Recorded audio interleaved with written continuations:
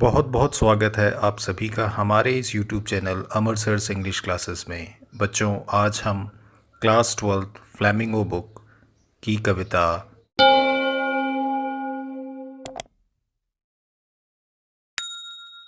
Keeping quiet written by Pablo Neruda करने जा रहे हैं।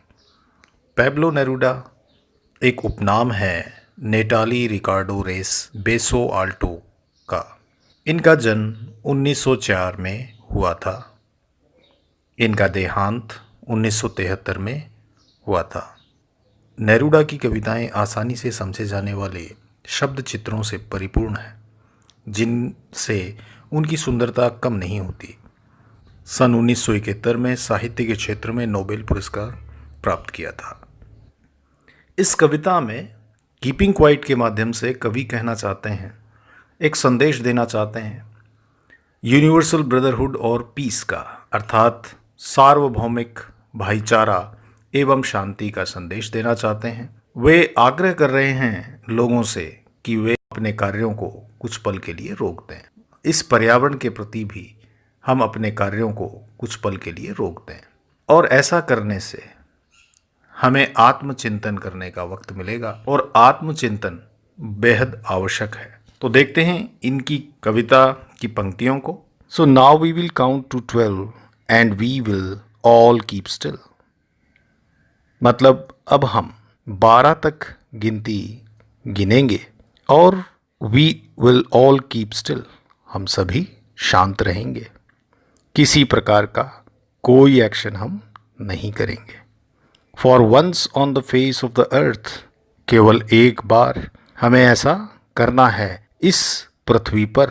यहाँ पर देखिए, फेस वर्ड जो है उसका मीनिंग होता है सरफेस या सतह, पृथ्वी की सतह पर। Let's not speak in any language, हमें किसी भी भाषा में कुछ भी नहीं बोलना है। लेट्स स्टॉप फॉर 1 सेकेंड, हमें एक पल के लिए रुक जाना है। And not move our arms so much, और हमें हमारे हाथों को भी बिना हिलाए डुलाए रखना है। It would be an exotic moment, और यह जो पल होगा, इट वुड बी एग्जॉटिक।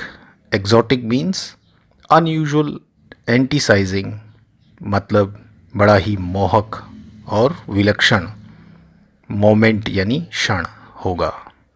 तो यह जो क्षण होगा जब हम सभी शांत होंगे, हम किसी प्रकार से कोई कार्य नहीं करेंगे, तो यह पल बड़ा ही अनयूजुअल, एंटीसाइजिंग होगा, यानी बड़ा मोहक होगा, विलक्षण होगा। विदाउट रश, बिना किसी जल्दबाजी के। विदाउट इंजिन्स, इंजन से तात्पर्य यहाँ मशीनरी से है, डिवाइसेस है। जो भी मशीनरी या डिवाइसेस जो भी कार्य कर रहे हैं, वे सब अपनी गति को रोक चुके होंगे, अर्थात किसी प्रकार की कोई गतिविधि नहीं हो रही होगी। We would all be together, और उस क्षण हम सभी एक साथ होंगे। We would all be together, एक साथ होंगे। इन ए सडन स्ट्रेंजनेस, और यह जो अवसर होगा यह अचानक होगा, एट वंस होगा। सडन यानी एट वंस, स्ट्रेंजनेस से तात्पर्य है अनयूजुअल, यानी बहुत ही असाधारण रूप से, और सरप्राइजिंग, बड़ा ही विचित्र यह अवसर होगा। तो यहाँ पे देखिए सडन स्ट्रेंजनेस, देखिए एस सडन और एस से ही स्ट्रेंजनेस, तो एस के रिपीटिशन के कारण से यहाँ पे पोएटिक डिवाइस यूज हुआ है, alliteration. Next, fisherman in the cold sea. Now here cold sea is used, and here the poetic device used is transferred epithet, अर्थात यहाँ पर fisherman in the cold sea, sea को यहाँ पे cold कहा गया है, जबकि यहाँ सी कोल्ड नहीं है, अर्थात जो फिशरमैन हैं वो यहाँ पे कोल्ड हैं, अर्थात वो उस समुद्र में पाए जाने वाली जो मछलियाँ हैं उनका वो शिकार करते हैं। तो इस कारण से कोल्ड सी में जो पोएटिक डिवाइस यूज हुआ है वो क्या है, transferred epithet. Would not harm whales, तो वो जो मछुआरे हैं वो उस समुद्र में किसी भी प्रकार से किसी भी व्हेल मछली को कोई क्षति हानि नहीं पहुंचाएंगे। And the man gathering salt, और वह व्यक्ति जो नमक इकट्ठा करता है, गैदरिंग सॉल्ट जिसका कार्य है नमक इकट्ठा करना, वह अपने कार्य को रोक करके would look at his hurt hands, एक पल के लिए अपने हाथों को देखे, अपने हर्ट हैंड। अब हर्ट हैंड से भी यहाँ समझ में आ रहा है आपको, ये भी एक तरीके से एलिट्रेशन है। This is also a poetic device. यहाँ पर जो यूज़ हुआ है वो क्या है, एलिट्रेशन है, यानी वो अपने घायल हाथों को देखे, क्योंकि नमक को इकट्ठा करने से उसके हाथों में जो घाव हो चुके हैं, एक पल वह उनको भी देखे अपने कार्य को विराम देते हुए।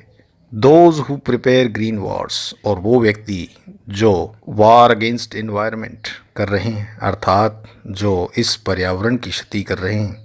वार्स विद गैस, अर्थात जो इस वातावरण में जहरीली गैसों का रिसाव कर रहे हैं, अर्थात जिस प्रकार से उद्योग धंधे जो चल रहे हैं उनसे, उन चिमनियों से निकल रहा गैस जो है वह बड़ा ही घातक है। वार्स विद फायर, फायर से तात्पर्य यहाँ पर जो आगजनी की घटनाएं जो दुनिया में हो रही हैं, युद्ध की जो घटनाएं होती हैं, ये सब एक तरीके से क्या है, वार को बढ़ावा देते हैं। तो use of fire warms and wars with gas means use of poisonous gas. Victory with no survivors, तो इनमें जीत तो होगी, निश्चित ही जीत तो होनी है, लेकिन इसमें बचने वाला कोई भी नहीं। Survivors means those who are left alive, nobody is going to be alive. Would put on clean clothes, obviously after that these people will put clean clothes. Now clean clothes, again here alliteration is used, clean clothes poetic device यहाँ पे जो use हुआ है वो alliteration है। तो उनके द्वारा they are going to wear clean clothes and walk about with their brothers in the shade doing nothing, would put on clean clothes। तो जो भी ये युद्ध लड़ रहे हैं, इनसे भी आग्रह क्या है कि ये अपने कार्य को वहीं विराम दे दें, तो उनको भी आज एक अवसर प्राप्त होगा कि वह स्वच्छ कपड़े धारण करें, अपने भाइयों के साथ आएं और वृक्षों के नीचे बैठ करके कुछ भी ना करें, अर्थात इनएक्टिव हो जाएं।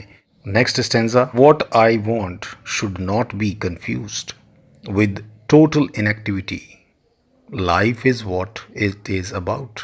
I want no truck with death.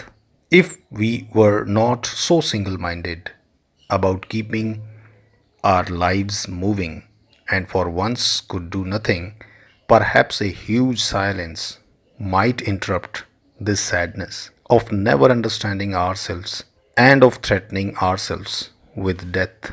So, in this stanza, कवि कहना चाहते हैं कि मैं जो चाहता हूँ उसे गलती से पूर्ण निष्क्रियता ना समझा जाए।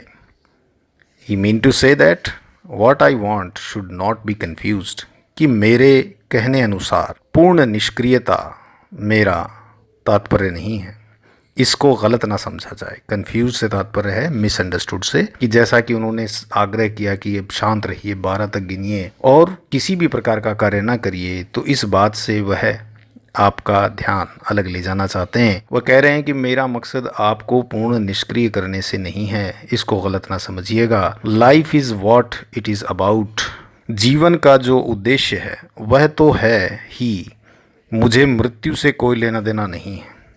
आई want no truck with death, mean मेरा संबंध मृत्यु से नहीं है, मेरा संबंध जीवन से है, अर्थात निष्क्रियता से तात्पर्य किसी मृत्यु का नहीं है।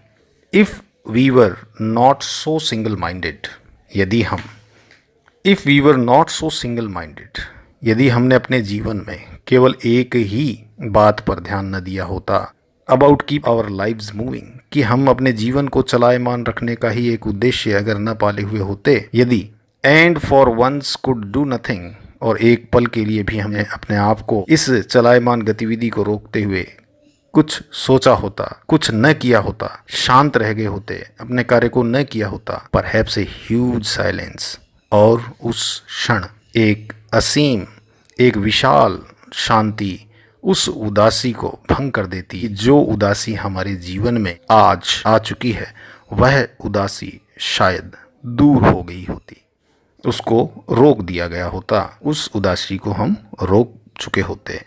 Of never understanding ourselves and threatening ourselves with death, अर्थात कि हमने कभी अपने आप को समझा ही नहीं और अपने आप को एक ऐसे डर की ओर ले गए। And the threatening ourselves with death, कि हमने तो केवल अपने कार्यों से अपने आप को मृत्यु के खतरे की ओर पहुंचा दिया। We have been reached to the death.